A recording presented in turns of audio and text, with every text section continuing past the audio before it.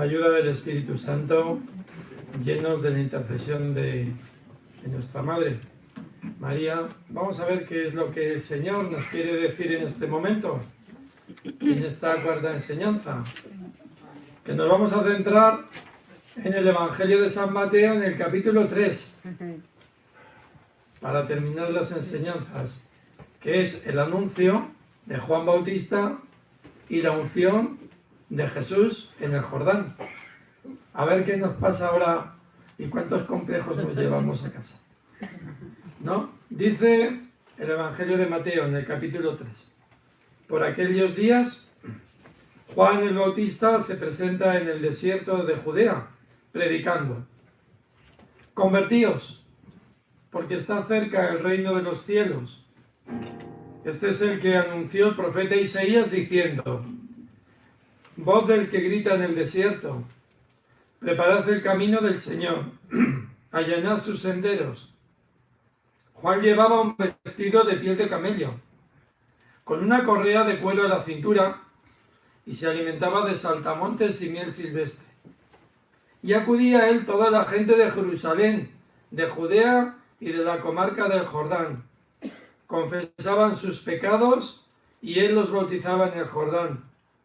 Al ver que muchos fariseos y saduceos venían a que los bautizara, les dijo: raza de víboras, ¿quién os ha enseñado a escapar del castigo inminente? Dad el fruto que pide la conversión, y no os hagáis ilusiones, pensando: tenemos por padre a Abraham. Pues os digo que Dios es capaz de sacar hijos de Abraham de estas piedras. Ya toca el hacha la raíz de los árboles, y todo árbol que no dé buen fruto será talado y echado al fuego. Yo os bautizo con agua para que os convirtáis, pero el que viene detrás de mí es más fuerte que yo, y no merezco ni llevarle las sandalias. Él os bautizará con Espíritu Santo y fuego. Él tiene el bieldo en la mano, aventará la parva, reunirá su trigo en el granero y quemará la paja en una hoguera que no se apaga. Entonces viene Jesús desde Galilea al Jordán y se presenta a Juan para que lo bautice. Pero Juan intentaba disuadirlo diciéndole: soy yo el que necesito que tú me bautices, y tú acudes a mí. Jesús le contestó: déjalo ahora. Conviene que así cumplamos toda justicia. Entonces Juan se lo permitió. Apenas se bautizó Jesús, salió del agua, se abrieron los cielos y vio que el Espíritu de Dios bajaba como una paloma y se posaba sobre él. Y vino una voz de los cielos que decía: este es mi Hijo amado, en quien me complazco. Palabra del Señor. Como veis, el Evangelio de Mateo es muy trinitario, ¿eh? Siempre parece ahí pululando el Padre, que dice la voz, en este caso el Espíritu que se derrama en el Hijo y el Hijo que habla. Y es muy grande porque si decimos de un evangelista que hable de la luz, por ejemplo, todo el mundo nos vamos a pensar en Juan. Bueno, pues yo os invito que os metáis en Mateo a ver cuánto habla de la luz. Y es todo un evangelista yendo de luz, igual nos toca descubrirlo. Pero bueno, eso para otra ocasión. De momento nos vamos a centrar en Mateo 3, que nos habla de Juan Bautista. Y el Evangelio dice que en aquellos días se presenta en el desierto predicando. En aquellos días. También hoy se presenta predicando el Señor a través de Juan y nos está anunciando su presencia. Y nos está anunciando también su conversión, porque Él es el que nos lo está haciendo vivir. Y Juan, es curioso, no va al tumulto de la ciudad, no va al centro neurálgico donde están todas las personas, ¿verdad? ¿A dónde va? Al desierto, que es el lugar privilegiado donde Dios nos habla, en el silencio de la intimidad. Es donde nos empieza a contar y a situar al propio Juan Evangelista, ¿verdad? ¿Y para decirnos qué? Pues para decirnos convertíos. Una palabra pues muy usada, ¿no? Que ya no suena, y seguro que no suena más para Cuaresma que para Adviento. Pero en realidad es una invitación al amor. Al amor que Dios siempre nos hace volver nuestro corazón a Él y a vestir nuestra existencia en Él. ¿Qué es esa piel tenía Juan, verdad?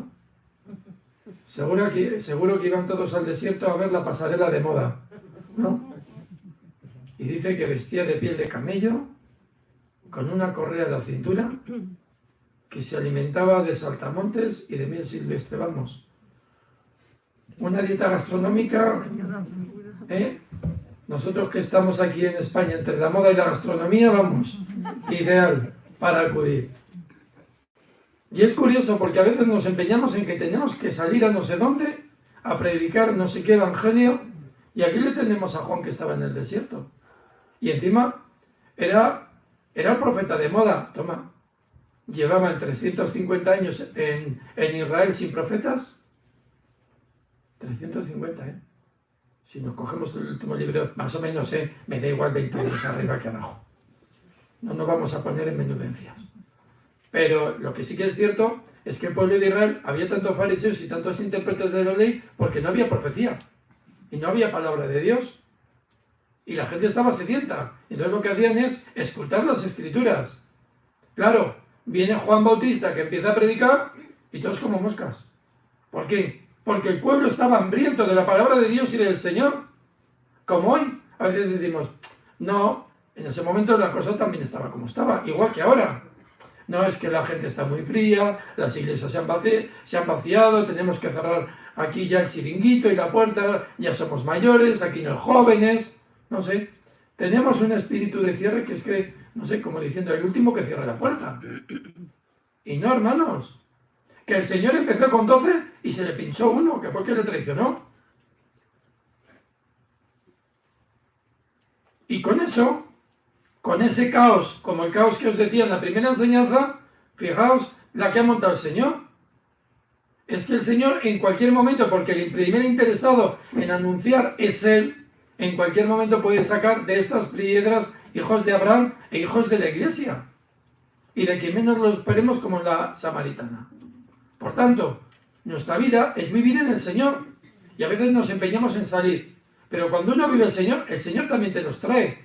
Hay que salir a las periferias, por supuesto. Pero tú vives en el Señor y las periferias te las trae el Señor. ¿O no? ¿Dónde nació Jesús? ¿En el palacio de Herodes? Veíamos en la anterior enseñanza. No, en una cueva. ¿Y qué? Los magos, desde muy lejos, a la cueva que se van. ¿O no? Aquí tenemos a la bella pastora, que es la Virgen de la Jesu Comunio. Las Jesu Comunio prácticamente no salen. Tienen más de 20.000 visitas al año. El Señor las lleva a las personas. Cuando vivimos en el Señor nos trae las periferias. Yo no me he dedicado a salir a las calles a pillar a los jóvenes para que entren en el centro juvenil. No, es más. Yo cuando fui teníamos la iglesia, son 1.000 metros cuadrados de iglesia y debajo 1.000 metros cuadrados de sótano. Para bajar a los salones parroquiales hay que bajar por una rampa y tengo unas escaleras estupendas. Y al otro lado, al lado de la sacristía, tengo otras escaleras estupendas. Y lo digo porque yo cuando llegué a la parroquia, los fines de semana, en las unas escaleras estupendas y en las otras escaleras estupendas, tenía un botellón en cada una. 2 botellones. 10, 12 jóvenes en el centro juvenil. Que claro, cuando entraban, se les quedaban mirando, ellos se quedaban mirando a los de botellón, y yo digo, el mejor día vamos a tener que salir todos aquí al botellón, porque me quedo sin nadie.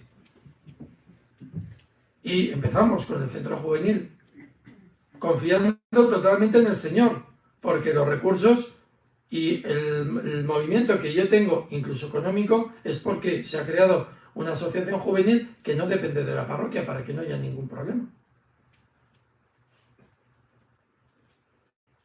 Y empezaron a venir jóvenes hasta 100 y pico, y resulta que yo no he echado a nadie, ¿eh? Yo he convivido con los jóvenes que estaban fuera con el botellón todo el tiempo. Total, que al día de hoy no hay botellones y tengo a los jóvenes dentro. Y eso es para gloria de Dios, ¿eh? Porque yo lo cuento. No lo sé explicar, pero lo cuento. ¿Por qué? Porque las acciones son del Señor. ¿Qué dice Juan? Convertíos, ¿no? Y el Señor nos invita a ese amor. ¿Y Juan Bautista qué hace? Pues no hace nada. Sabe que él solo es la voz de aquel que viene detrás. Y a él le toca preparar el camino, abrir las sendas y señalar al Cordero de Dios, aquel que viene a entregar la vida. Convertíos, ¿por qué? Porque el reino de los cielos... ¿Y cuál es el reino de los cielos? A ver, Jesucristo. Es una persona. Él es nuestro reino, nuestro reinado, nuestro rey y nuestro todo. Y es más, podíamos encontrarnos un Juan Bautista que en ese momento era el profeta de moda. ¿O no? Claro, eso de que viniera Jesús detrás de él, él tenía en ese momento en sus propias manos todo el protagonismo. Y sin embargo, él es consciente de que él, a quien anuncia no es a él mismo, sino que es al Cordero de Dios que quita el pecado del mundo. Y no le importa perder ese protagonismo y perder ese narcisismo como tentación para señalar y para que todo el mundo se vaya al Señor. Y tenemos que tener claro que a quien anunciamos y en quien vivimos y por quien vivimos es por el Jesucristo, ¿no? Por eso dice, dad los frutos que pide la conversión. El Señor es el que nos lleva a la conversión. Porque si tú y yo nos empeñamos en decir, vale, me voy a convertir. Bueno, pues este Adviento voy a dejar de fumar, voy a ir todos los días a misa, voy a rezar el rosario, me monto, vamos, todo un programa terrorífico.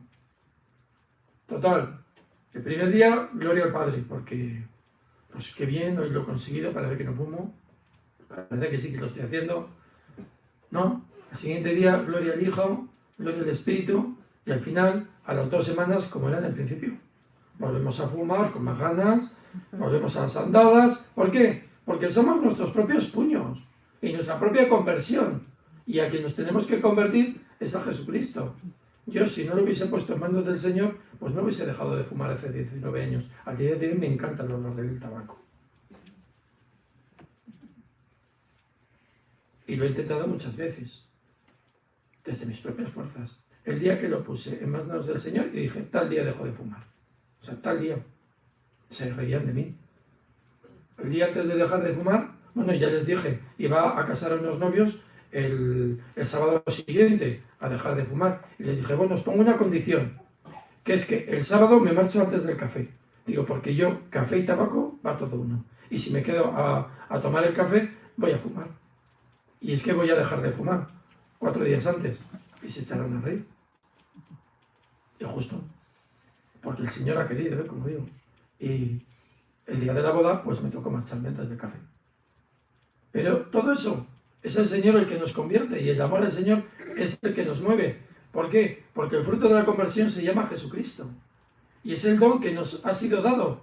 Y esa conversión se trata y consiste en no poner obstáculos ni impedimentos a la acción soberana y gratuita de Dios. Yo es lo que le he dicho siempre al Señor desde antes de ser sacerdote. Señor, yo lo único que quiero es no estorbarte. Actúa tú, Señor, en mí, a través de mí y a pesar mío.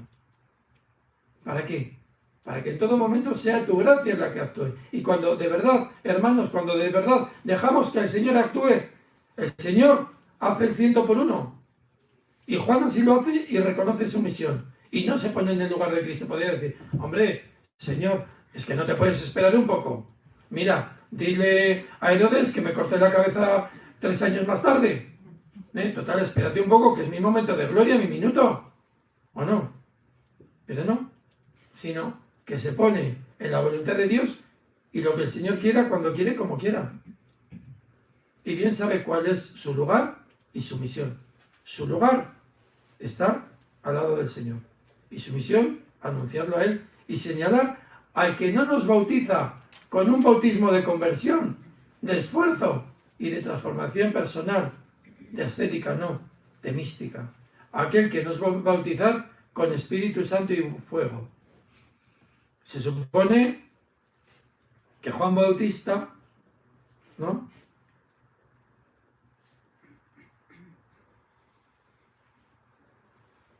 aunque son primos, ¿verdad?, se supone que Juan Bautista tenía una relación con Jesús, ¿verdad? ¿O no? ¿Sí? ¿Seguro? ¿Sí o no? Pues resulta que primero no se han visto, ¿no? Y segundo, lo que sí que está claro es que Juan Bautista irradia a Cristo con su persona. Y no solo eso, en cuanto lo ve, lo reconoce. Y no se pone por encima, al contrario, le dice, ¿quién soy yo? ¿No suena esta frase? ¿Quién soy yo para que me visite la madre de mi Señor? Nos rezuma a la visita de la Virgen María a su prima Santa Isabel.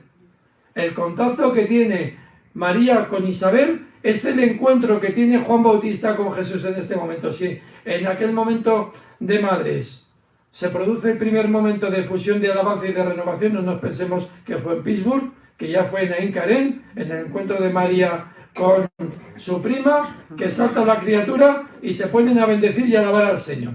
Esa es la primera asamblea de alabanza, ¿o no? Al menos con Jesús delante, ¿no?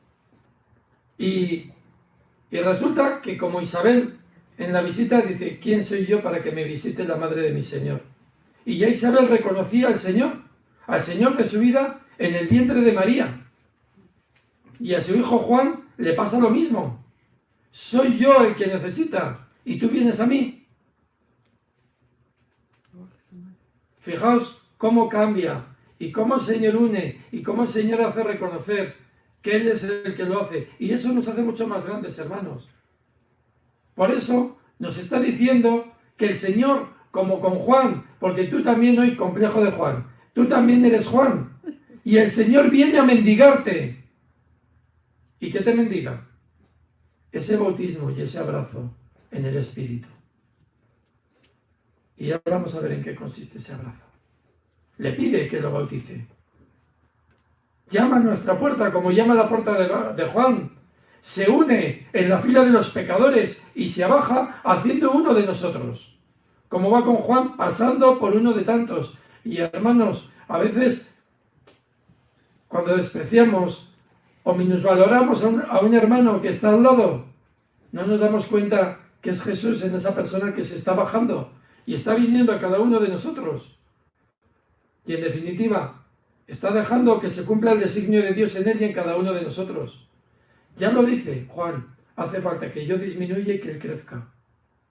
Y esto nos puede parecer una aparente negación de nosotros mismos, ¿verdad? Qué pobre soy, y es que ni valgo, es que hasta me tengo que ningunear para que Dios sea a mí. Pues no, es precisamente lo contrario. Afirmar a Cristo es afirmar mi propia identidad más profunda. Es afirmar que yo estoy lleno de Dios. Es afirmar que el Espíritu Santo habita en mí porque soy templo del Espíritu.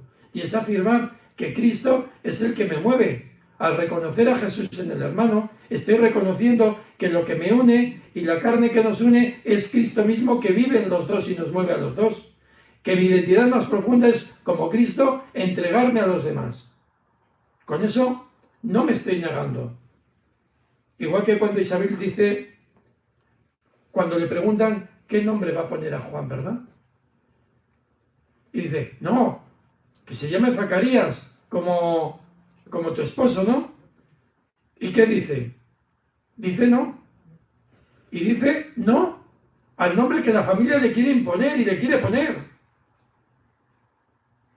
Y dice no porque quiere ponerlo como Dios le ha dicho, Juan.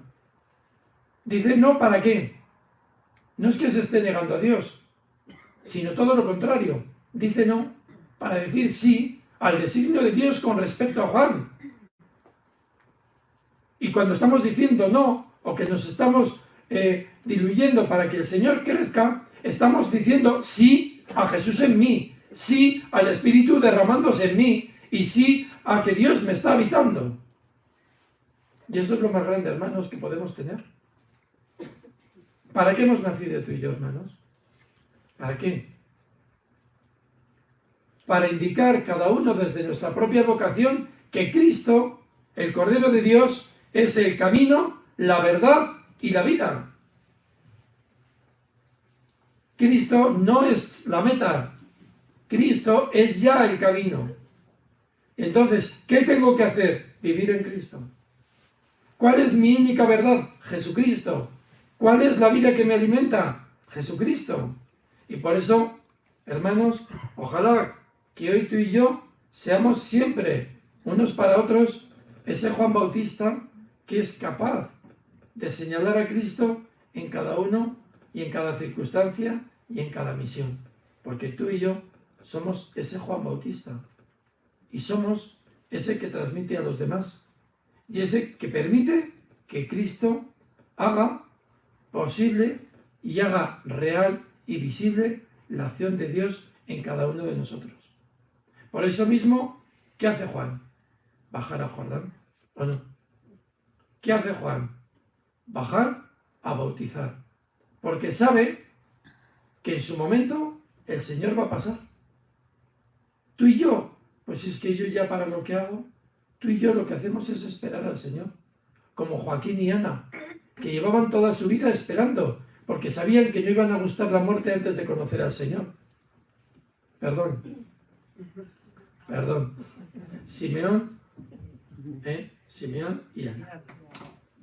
Que aquí uno se lleva por delante los nombres con una facilidad pasmosa, ¿no? Y cuando va a ser circuncidado Jesús, es cuando se manifiesta, y ellos saben que su vida, toda su vida, tiene sentido desde el que van a conocer, aunque tarden años, ¿no? Pero en este evangelio, ¿el importante es Juan Bautista o quién es el importante? El importante es Jesús. Este es mi Hijo amado, en quien me complazco, ¿verdad? Y también hoy estas palabras, hermanos, son proclamadas por el Señor sobre cada uno de nosotros. ¿Por qué? Porque reconoce en ti y en mí, en cada uno de nosotros, el Espíritu Santo que se derrama en Cristo. Hoy también te dice a ti, porque Cristo vive en ti, ¿o no? Sí. ¿O solo no lo sabemos de palabra? No. Ya nos lo hemos aprendido también. Sí. No, es que Cristo, es que Jesús está en ti, está en mí y en todo lo creado. Lo cantamos con una alegría, pero realmente, hermanos, ¿nos lo creemos? Sí. ¿Creemos que Jesús vive en cada uno de nosotros? Sí, lo creemos. Pues si Jesús vive en cada uno de nosotros y vive, el Padre está diciendo, este es mi Hijo amado en quien me complazco. Por tanto, Jesús se está complaciendo en ti porque te está diciendo que tú eres su Hijo amado. Esto es lo que te está diciendo el Padre ahora mismo a ti. Que no, que se lo está diciendo a Jesús. Claro, a Jesús que vive en ti. Y es muy fuerte, lo que os estoy diciendo. Si esto se nos grabara esta mañana a cada uno en el corazón, nos transformaría totalmente. El Espíritu Santo. Os digo, el Espíritu Santo que vivió en la carne de Cristo es el Espíritu, ese mismo, es ese Espíritu, el que hoy vive en cada uno de nosotros. Es el mismo Espíritu el que nos mueve, el que nos guía y nos fortalece. Ese Espíritu que bajó en forma de paloma, que hemos escuchado sobre Jesús. Ese mismo Espíritu que tú y yo hemos recibido en el bautismo y que sigue haciendo de las suyas en tu corazón y el mío. Porque el bautismo no es algo que no sé ni siquiera dónde tengo la partida de bautismo, no. Ese Espíritu que se derramó en ti por el bautismo y que te grabó y que te imprimó y se imprimió con carácter en ti, ese mismo Espíritu es el Espíritu que se derramó y bajó en Cristo. Así de claro. Ese mismo Espíritu Santo, o es un clon, Pues una fotocopia. No, no, es que yo tengo un iPhone. Ah, yo también. Ay, es del mismo color. No. A ver, esto no es una producción en serie. No hay tantos espíritus como personas. Espíritu Santo, me refiero. No, no. El mismo espíritu que tenía Jesús en el Jordán, ese mismo espíritu es el que tú tienes dentro, que es una persona de la Santísima Trinidad. Es ese mismo espíritu que se derramó en Pentecostés. Ese mismo espíritu es el que habita en ti. No 183 días. 366 si es bisiesto. Así.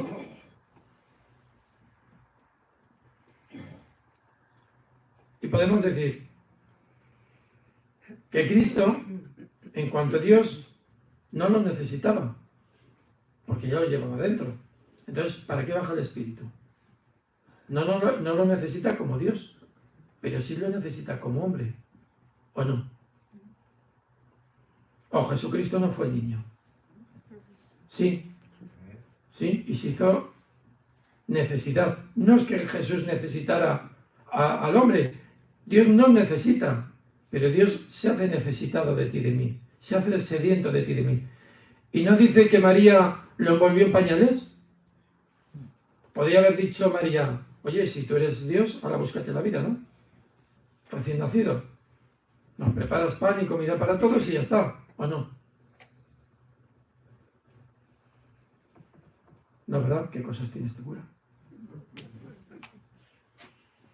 Jesús como hombre necesitó crecer, necesitó de los cuidados de María, necesitó crecer, y dice, cuando se quedó en el templo, que Jesús crecía en estatura, en sabiduría y en gracia. Si crecía es que crecía, y que necesitaba, y que les estaba sujetos, y aprendió de María y de José a ser hombre, como María y José aprendieron de Jesús a ser Dios, y a vivir en Dios. Pues hoy tú y yo también aprendemos de Jesús a ser hombres y mujeres, a su imagen y semejanza.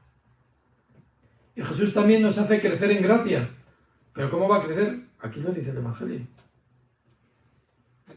Crecemos en todos los sentidos. Y por eso mismo lo necesitaba. Y tú también, y yo, hermanos, necesitamos el Espíritu Santo. Así el Espíritu de Dios se habituaba a vivir en la carne de Jesús, en su humanidad. Y así también el hombre Jesús se acostumbraba a portar dentro de sí el Espíritu Santo. ¿Por qué estoy insistiendo y diciendo esto, hermanos? Porque el Espíritu Santo que se ha derramado en ti se va habituando a vivir en tu carne, a guiarte, y se adapta a tu psicología, y se adapta a tu crecimiento físico, que influye en tu estado anímico y en tu estado espiritual, y también se adapta a tu espíritu para unirse a Él, para que tú también, a la vez que Él se adapta a ti, tú te adaptes al espíritu. ¿No dice San Pablo que nuestro cuerpo se deteriora, pero en nuestro interior se transforma? Hay un proceso, por tanto, de transformación y de adaptación continua. O los que estáis aquí casados, ¿qué? ¿Ya os conocíais desde el primer día y todo qué bonito? ¿O no? No, ¿verdad? No. Habéis tenido que aprender a conoceros en vuestras manías, en vuestros achaques, en vuestras historias, en vuestros defectos, en vuestras virtudes, a ir acoplándoos cada día. No, si cuando uno se conoce de novios y se ve media hora a la semana, qué bonito, ¿verdad? El problema ya es cuando son 24 horas al día, que ya uno empieza a perder esa capacidad de buena imagen y ya se nos empieza a ver las fugas y se nos empiezan a ver las ventanas al norte que todos tenemos, como en Castilla, ¿verdad? Que es la ventana del frío, pero bueno, es la ventana donde se curan los chorizos, que es lo mejor, ¿no? Entonces, es ahí donde el Señor nos va adaptando y se va adaptando a cada uno de nosotros. Y es más, gracias al Espíritu de Cristo que habita en nosotros día a día, el Espíritu nos va uniendo más a Jesús, porque el Espíritu Santo no sabe hacer otra cosa más que a Jesús. ¿Qué es lo que hace el Espíritu Santo en María? Cubrirle con su sombra. Y como fruto de cubrirle con su sombra, ¿qué sale? Jesús, ¿no? ¿Sí o no? Sí, sí. ¿Qué ocurre cada vez que el Espíritu Santo se derrama en cada uno de nosotros? Que hace presente a Jesús, nos convierte en otro Cristo y nos lleva a la vida en Cristo resucitado. Es lo único que sabe hacer el Espíritu Santo, con su amor en cada uno de nosotros. Y nos configura con Él y va imprimiendo, por eso insisto tanto en nosotros, los rasgos, los sentimientos, los pensamientos y las actitudes de Jesús en cada uno de nosotros, porque tú y yo nos vamos convirtiendo también en aquel que comulgamos, ¿o no? Sí.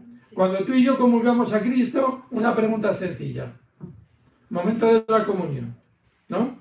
El cuerpo de Cristo, amén, entra dentro de ti. A partir de ahí yo pregunto, ¿dónde empieza Cristo y dónde terminas tú? Contadme.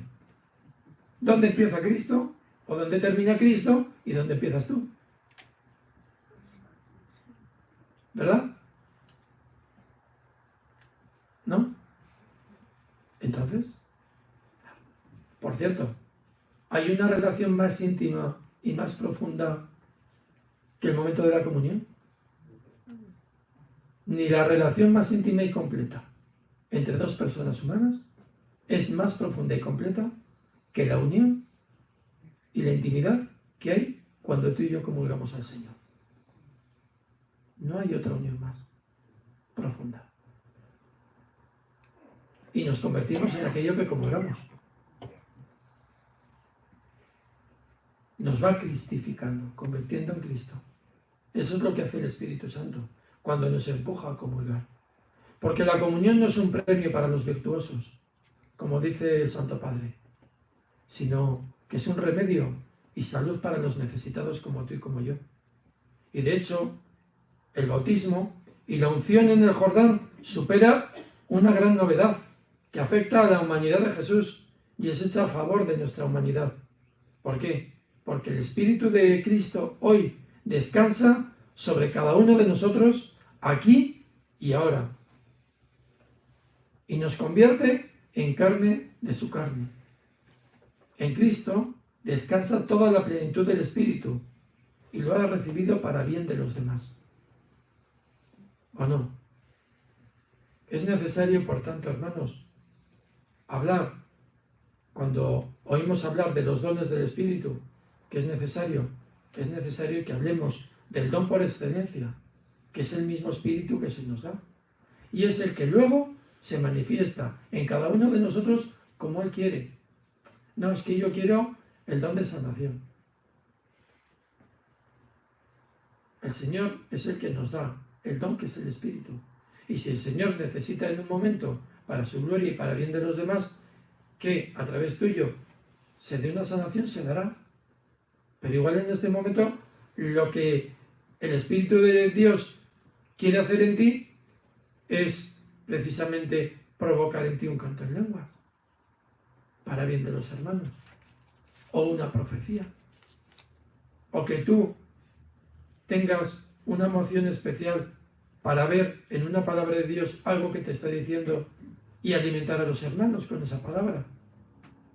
¿Y cuál es más importante? ¿Curar a un enfermo físico? ¿Una palabra? Todo va encaminado a lo mismo, una sanación interior y una unión con el Señor. ¿Por qué? Porque el Señor te puede curar en un momento. Tú puedes tener un cáncer, el Señor se derrama sobre ti porque Él lo ha querido y te cura. Pero si tú no vives en Cristo y tú no te conviertes y eso no te sirve para unirte a Él, las enfermedades vienen, ¿eh? Hoy es un cáncer, mañana es una gripe y pasado el coronavirus. Y al día siguiente, yo qué sé, lo que sea. Pero lo importante no es la salud o la enfermedad, porque tu Dios y tu espíritu no es la salud o la enfermedad. ¿Cuál es tu espíritu?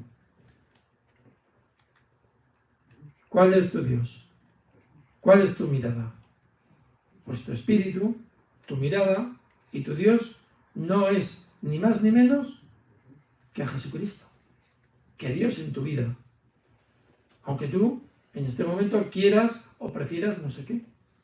Y es más, hermanos, cuando la sanación exterior, interior o espiritual está unida, que siempre va unida al Señor, si tú te alejas del Señor, si tú le vas dando la espalda, pues podemos volver al estado anterior.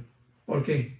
Porque está encadenado y es una consecuencia. Y no es que, ay, como yo me he alejado de Dios, Dios me ha castigado con volver otra vez a la enfermedad, ¿no? O con volver otra vez a la manía que tenía, o a la enfermedad mental que tenía, o al pecado que yo tenía ya recurrente. No, vuelve los ojos al Señor, deja que Él se derrame en ti y deja que Él te una a Él y se haga carne en tu propia carne. Y se haga carne en tu propia carne a través del Espíritu. ¿Y por qué digo esto de hacerse carne en tu propia carne, hermanos? Porque parece que estamos acostumbrados a hacer una separación entre el mundo y Dios. Y entonces lo material es malo, es pecaminoso, es terrible. ¿O no? Y solo lo espiritual es lo malo. Pues detestar, despreciar o menospreciar tu propia carne, tu propio cuerpo, es despreciar al Dios que lo ha creado. Y Dios vio que era muy bueno. Pero si no tengo un cuerpo de guitarra, ¿y quién te pide que tengas un cuerpo de guitarra? Pero es que si yo no me gusto como soy, pues a Dios le encantas. Pero es que si yo tengo este defecto físico, ¿y quién te ha dicho que tu cuerpo no es imagen de Dios? Tu propio cuerpo, con tu carne, con tu sangre, con tus huesos, con tus neuronas, con todas tus células, es el lugar donde Dios ha decidido habitar y ha decidido convertirte en su propio templo. Y hermanos, esta predicación ha supuesto la sanación para más de una persona con trastornos de la alimentación, cosa que a veces psicólogos o psiquiatras no han conseguido. Y sin embargo, Jesucristo, entrando en la vida y en el amor de la persona, sí que lo ha conseguido. ¿Por qué?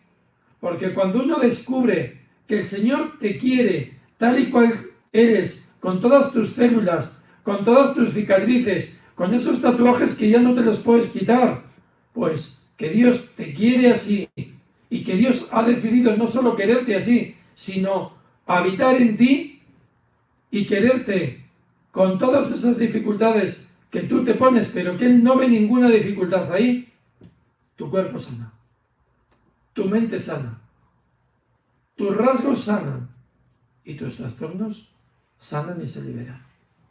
¿Por qué? Porque hace que tú te sientas querido y querida por el Señor. Porque estos trastornos de la alimentación no pensemos que solo es cosa de mujeres, ¿eh? Que aquí el PAC nos le llamamos todos.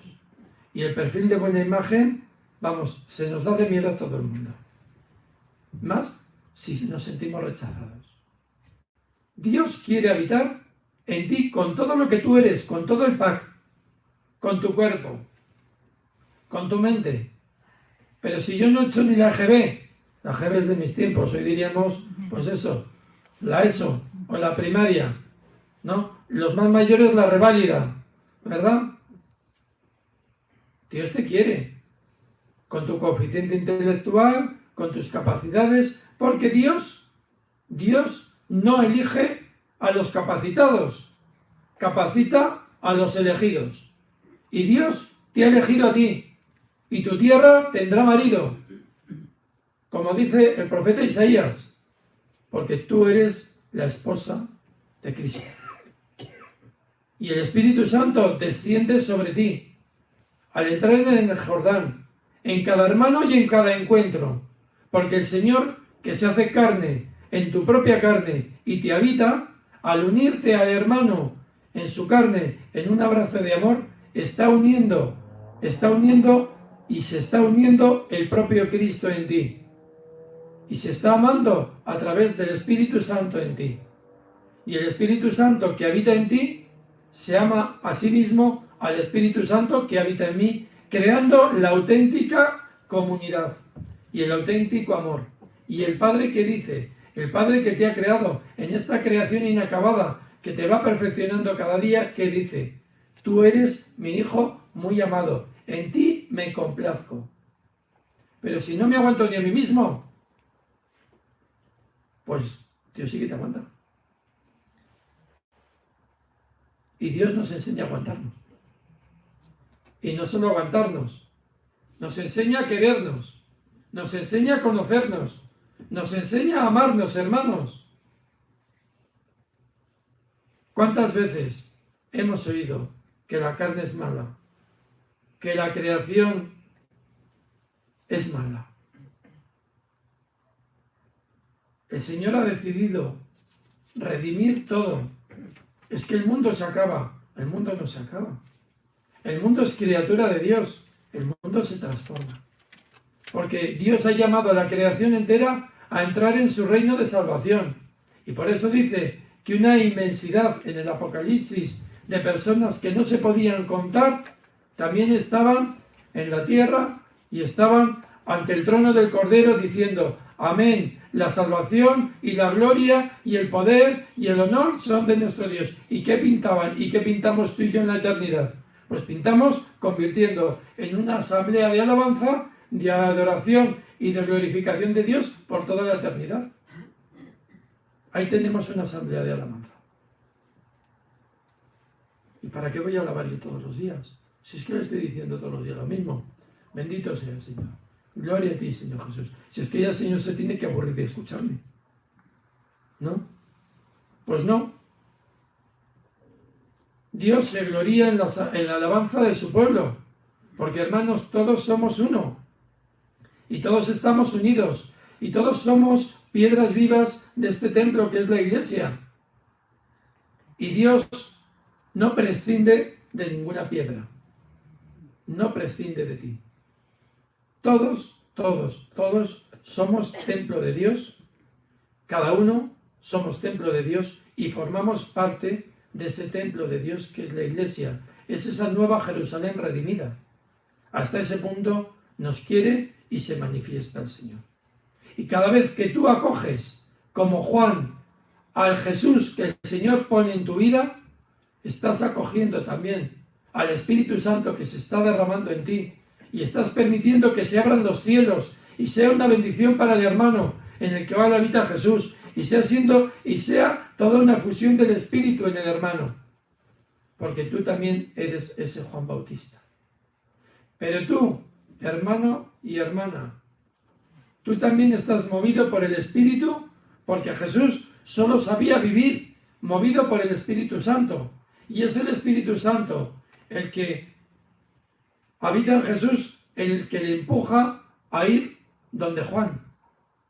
Y que sepas, para que tengamos también complejo de Jesús y no es megalomanía, aquí estamos transformando todos los trastornos y todos los complejos en don de Dios. Para que veáis. ¿Quién tiene poder? ¿Tus complejos o los complejos divinos? Los complejos divinos. Bueno, pues vamos a por el complejo de Jesucristo. ¿No? Jesucristo, que habita en ti y que eres habitado por el Espíritu, es el que nos empuja a ir al Jordán. Porque tú eres otro Cristo en la tierra. Pero esos solo son los curas.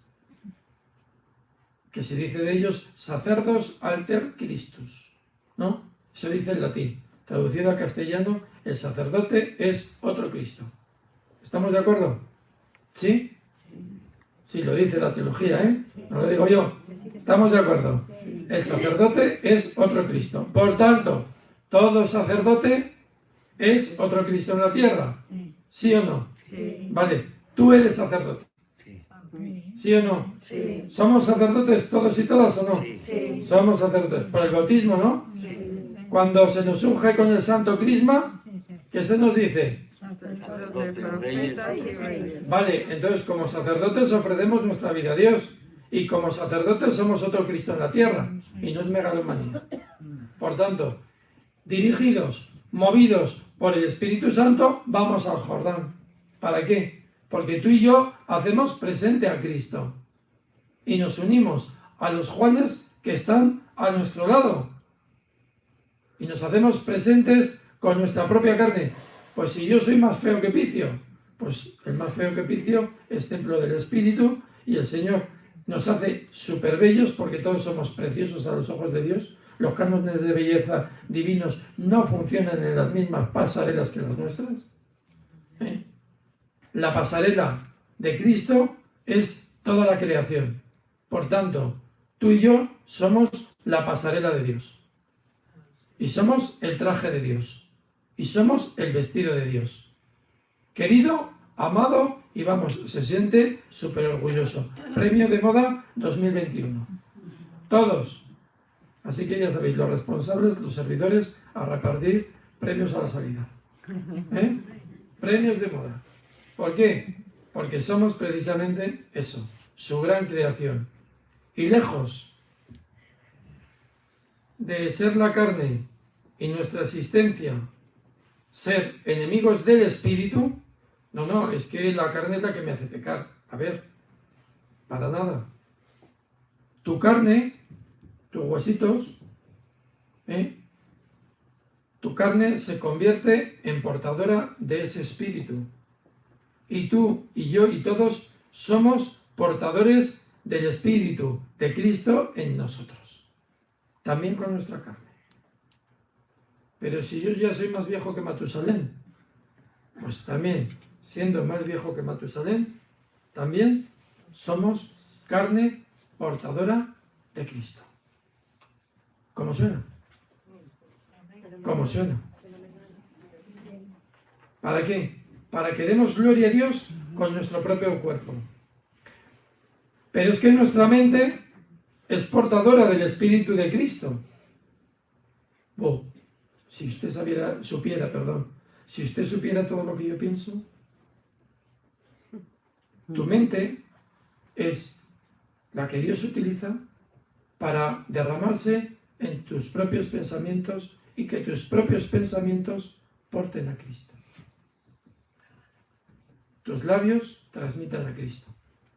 Pero es que tu espíritu también, pero si yo estoy en las antípodas del Señor, tu espíritu es portador de Cristo.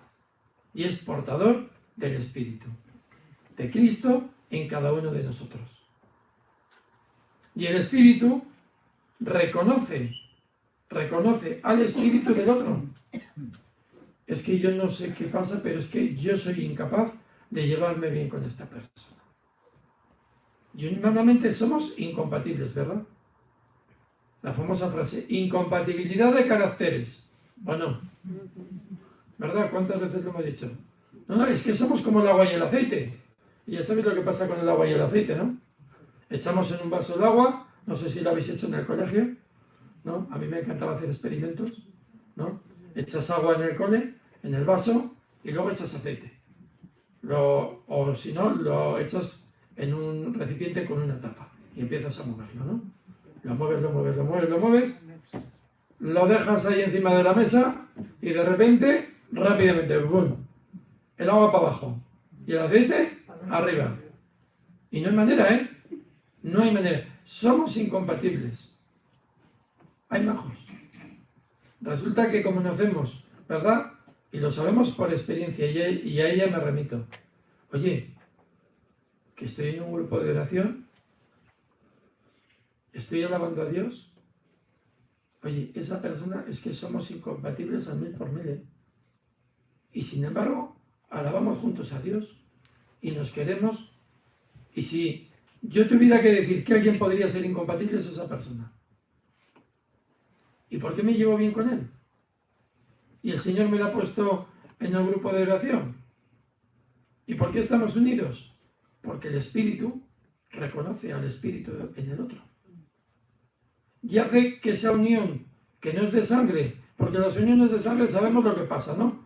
Todos, como solemos decir en Castilla, me imagino que aquí también, en todos los sitios se cuecen habas y en mi casa calderadas, ¿verdad?